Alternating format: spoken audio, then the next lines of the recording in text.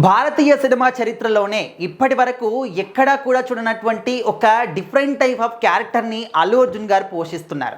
And ఈ look చూస్తూ ఉంటే ప్రతి ఒక్కరికి కూడా గూస్ బంప్స్ పక్కా.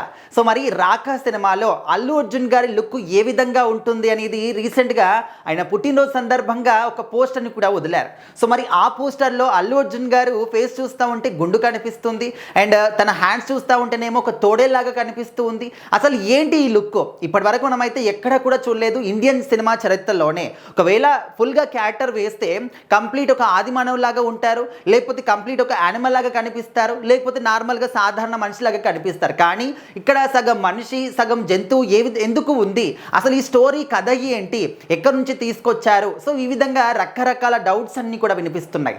బట్ ఇప్పటి వరకు మన ఇండియన్ సినిమా చరిత్రలోనే ఏ ఒక్కరు కూడా టచ్ చేయని జోనర్ని ఎంచుకున్నారు అని చెప్పేసి మాత్రం క్లియర్గా అర్థమైపోతుంది. మరి అల్లు అర్జున్ గారు ఏ పాత్ర అయినా కూడా అవలీలగా చేయగలుగుతారు అని చెప్పేసి పుష్ప సినిమాతోని అందరికి కూడా మనకు క్లారిటీ వచ్చేసింది. అండ్ అప్పటి వరకు ఏ ఒక్క స్టార్ హీరో కూడా ధరించని ఒక లేడీ గెటప్ని ధరించి ఫుల్ ఆఫ్ కాస్ట్యూమ్తోని తను త్రూ అవుట్ సాంగ్ అంతా కూడా ఏ విధంగా పర్ఫామ్ చేసడం అందరం కూడా చూసాం. సో ఆ విధంగా చేసేవాళ్ళు చాలా తక్కువగా ఉంటారు, ముఖ్యంగా స్టార్ హీరోలు. కానీ అల్లు అర్జున్ గారు ఆ విధంగా కాదు, ఒక పుష్ప సిరీస్తోని నేషనల్ అవార్డు కూడా దక్కించుకున్నారు. మరి ఈ సినిమాతోని ఎలాంటి అవార్డు దక్కించుకుంటారంటే ఖచ్చితంగా ఆస్కార్ లెవెల్ వరకు కూడా వెళ్తాడు అని చెప్పేసి క్లియర్గా ఫ్యాన్స్ మాత్రం నమ్ముతున్నారు. అసలు ఈ క్యారెక్టర్ వెనకాల ఉన్నటువంటి నిజం ఏంటి, అసలు అట్లీ గారు ఏం చూపించాలనుకుంటున్నారు? ఆ రాక అంటే అసలు ఒక జంతువా, లేకపోతే ఒక మనిష, రాక్షసుడా, హీరోనా? సో ఈ విధంగా రకరకాల డౌట్స్ కూడా ఉన్నాయి. అయితే పురాణాల్లోకి వెళ్ళి ఒక పేరు గురించి ఆలోచిస్తే మనకు మాత్రం పున్నమి రోజు ఒక నైట్ అని చెప్పేసి కూడా తెలుస్తుంది. అదేవిధంగా పురాణాల్లో ఒక మహర్షి యొక్క భార్యల్లో ఒకరిగా రాక కూడా పిలుస్తారని చెప్పేసి కూడా తెలుస్తుంది. అదేవిధంగా జీవనదుల్లోని ఒక నది పేరు కూడా పురాణాల్లో రాక అని చెప్పేసి కూడా తెలుస్తుంది. ఈ విధంగా రకరకాల మీనింగ్స్ అయితే కనిపిస్తూ ఉన్నాయి రాకా పేరుకి.